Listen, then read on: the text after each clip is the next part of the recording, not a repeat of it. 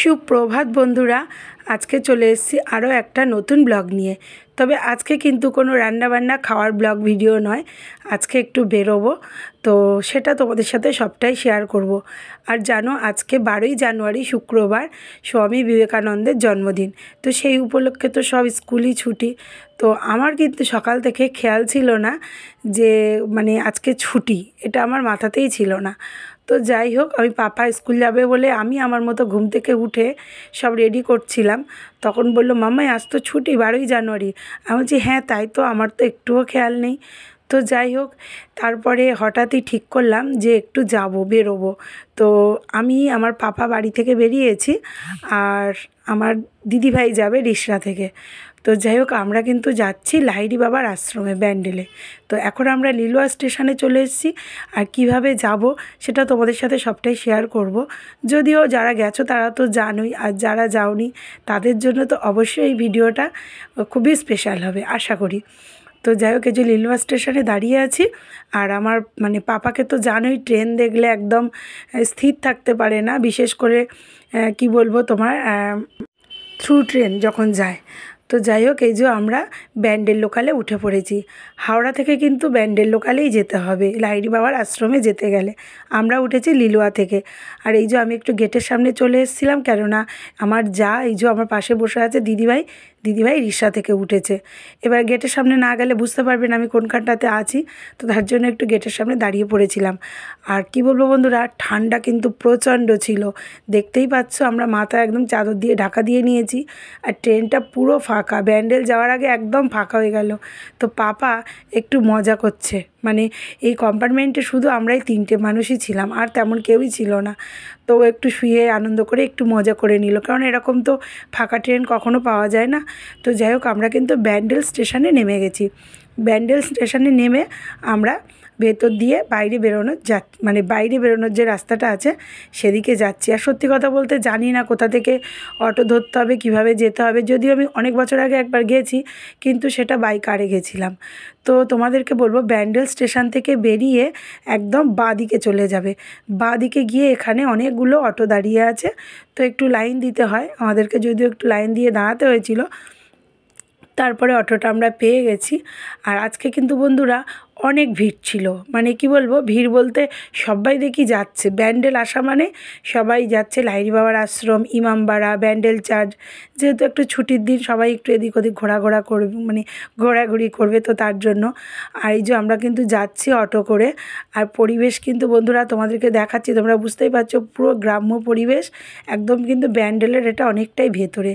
তো ব্যান্ডেল স্টেশন থেকে প্রায় 15 থেকে 20 মিনিট মতো লেগে যায় সময়। আর এখানে কিন্তু আম গাছ বন্ধুরা ভর্তি, আমরা পর প্রচুর আম বাগান দেখেছি। আর এটা যদিও বাঁশ বাগান, তবে আম বাগান প্রচুর দেখেছি। আর এখানে অনেকগুলো পিকনিক স্পটও আছে, অনেক জায়গায় দেখলাম পিকনিকও করছে, যেহেতু ছুটির দিন অনেকে চলে এসছে পিকনিক করতে। আর বেশ কী বলো তো, গ্রাম্য পরিবেশ তো পিকনিক করতে কিন্তু বেশ মজাই আসে, তাই না? বেশ একটু জঙ্গল জঙ্গল ভাব, গাছপালা, আর তো গ্রাম্য পরিবেশ, তো সেখানটাতে পিকনিক করতে তো সত্যিই মজা আসে। তো যাই হোক, এই যে ফাইনালি আমরা লাহিড়ী বাবার আশ্রমে ঢুকছি। তোমাদেরকে দেখাচ্ছি চারিদিক দিয়ে খুব একটা বেশি দোকানপাট নেই, যদিও ছোটোখাটো কয়েকটা দোকান, ছোটোখাটো একটু চায়ের দোকান, একটু ঘুগনি, এই চিপস, তেমন কিছু বড় কিন্তু দোকান নেই। আর এই যে আমরা এবার ভেতরে ঢুকবো। আর এখানে বন্ধুরা 12টার মধ্যে যদি ঢোকা যায় তবেই কিন্তু গেটের ভেতরে ঢোকা যায়, না হলে নয়। তো আমরা সেটা জানতাম না যদিও। আর আজকে যেহেতু তোমার ছুটির দিন, সেহেতু এসে শুনলাম যে না, আজকে সারাদিন খোলা। তো আমাদের সত্যি ভাগ্যটা খুব ভালো। তোমরা যদি কেউ আসতে চাও আর বিশেষ করে ভোগ খেতে চাও, তো তারা কিন্তু 12টার মধ্যে অবশ্যই ঢুকে পড়বে, কেননা তারপরে আর কুপন দেবে না। ভোগ খাওয়ার যে কুপনটা হয় সেটাও দেবে না, আর তুমি মেন মন্দিরটা কিন্তু দেখতে পাবে না, ওটা 12টা বাজলে বন্ধ করে দেয়। সেটা আমরা এখানে এসে জানতে পারলাম, আমরা যদিও জানতাম না। তো ঠিক আছে, চলো, ভোগ না খাওয়া গেলে কি আছে, আসতে পেরেছি আর মন্দির দর্শন করতে পারছি, এটা অনেক বড় কথা, যেটা হয়তো আমরা ভেবেছিলাম পারবই না। তো বিশেষ দিন বলে সেটা সম্ভব হয়েছে। আর চারিদিকটা ঢোকার সময় দেখো বন্ধুরা, চারিদিকে কিন্তু ফুলে ফুলে একদম সাজানো, শীতকাল যেহেতু, ভ্যারাইটি ফুল তো জানোই তোমরা, চারিদিকটা ফুলে একদম সেজে উঠেছে। অসাধারণ দৃশ্য, অসাধারণ। আর সবাই কিন্তু ফুল দেখলে কী হয় বলো তো, সবাই ভিডিও ছবি এগুলো তো ছাড়োই, এখন এগুলো তো নর্মাল ব্যাপার। তবে ফুলগুলো সত্যি অসাধারণ। আর জায়গাটা কিন্তু বেশ খানিকটা যে এরিয়া জুড়ে। আমি যখন গেছিলাম প্রথমবার, এখান থেকে অন্তত 6 বছর মতো আগে গেছিলাম, তখন কিন্তু এত কিছু ছিল না।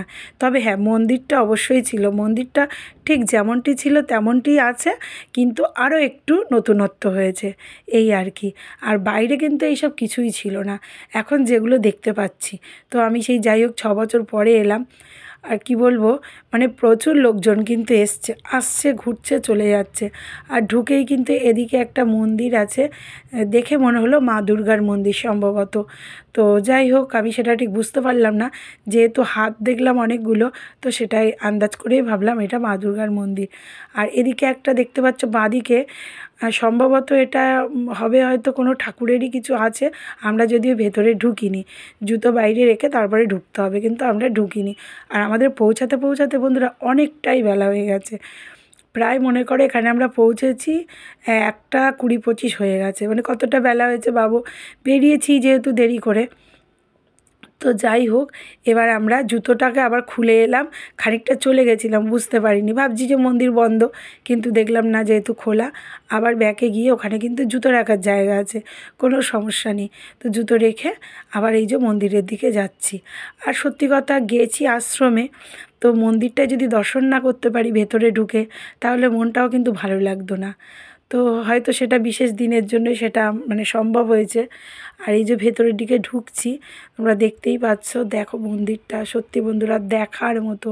তবে হ্যাঁ, মন্দিরের একদম ভেতরে তোমার ফোন ক্যামেরা এগুলো অ্যালাউ নেই। বাইরে থেকে যতটুকু সম্ভব আমি নিয়েছি। আর মন্দিরে ঢোকার মুখে ওখানটাতে জল রাখা আছে নিচে, তো সেই জলটাতে তোমাকে পা ধুয়ে তবে মন্দিরের ভেতরে প্রবেশ করতে হবে। তো চলো, বাইরে থেকে যতটুকু মন্দিরটা দেখা যায় ততটুকুই তোমাদের দেখানোর চেষ্টা করছি।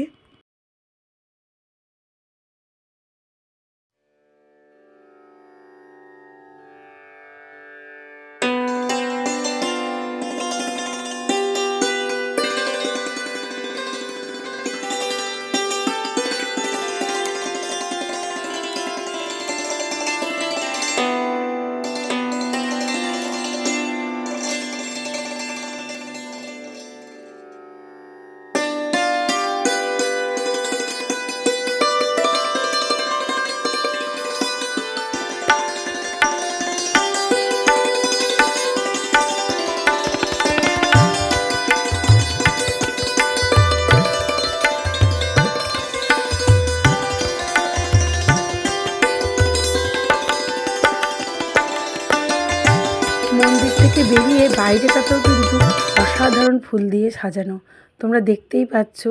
আর জানো তো, ফুলের সৌন্দর্য একটা আলাদাই সৌন্দর্য হয়, চারিদিকটা কিন্তু ফুলে ফুলে একদম মানে ভরে উঠেছে।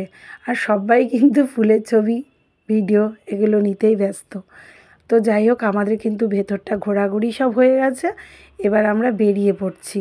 কারণ আমার পাপা না ভীষণ বিরক্ত করছিল, জানো তো, ও এরকমই করে কোথাও ঘুরতে গেলে, মানে ওর যেহেতু বন্ধুবান্ধব নেই, কিছু নেই, শুধু বলছে কি চলো তো চলো তো, আর দাঁড়াতে হবে না। এটাও সব জায়গাতেই করতে থাকে। তো আমি একটু বিরক্ত হচ্ছিলাম যে তুই কেন এলি, তোকে না নিয়ে এলেই ভালো হতো, এবার থেকে আমি একা একাই আসবো। তো আসলে কী বলতো, ও ছোটো মানুষ, তো ও একা একা কী করবে, ও মানে ভালো লাগছে না ঠিক, যে ঘোরাঘুরি একটুখানি, বেশিক্ষণ তো নয়, ওদের কাছে যেটা হয় আর কি। আর এখানটাতে বাইরের দিকটাতে দেখো বন্ধুরা, ছোট্ট একটা পার্ক মতো আছে, এখানে বাচ্চারা সব দোল খাচ্ছে। আর ওর সাথে যেহেতু কেউ নেই, ওর বন্ধু, তার জন্য ওর ঠিক ভালো লাগলো না। আর এই যে বাইরের দিকে বেরোনোর সময় আর একবার তোমাদেরকে এই মন্দিরটা একটু ভালো করে দেখিয়ে দেওয়ার চেষ্টা করছি। তো বন্ধুরা, কি বলবো, অসাধারণ কিন্তু সুন্দর জায়গা। আমি যখন 6 বছর আগে গেছিলাম তখন একরকম ছিল, যদিও মন্দিরটা একই আছে, আর মন্দিরটা কিন্তু দারুণ সুন্দর। আর মন্দিরের ভেতরে মানে তোমরা না গেলে বুঝতে পারবে না যে কি সুন্দর সুন্দর ঠাকুরের মূর্তি আছে। তো এবার আমরা এখান থেকে টোটো বা অটো যা হোক ধরে নেব, নিয়ে আমরা ব্যান্ডেল স্টেশনে যাব।